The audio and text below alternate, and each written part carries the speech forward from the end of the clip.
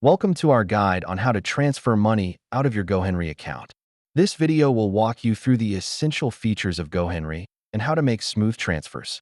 Before we proceed, let's discuss the transfer limits and any fees that may apply when using Gohenry.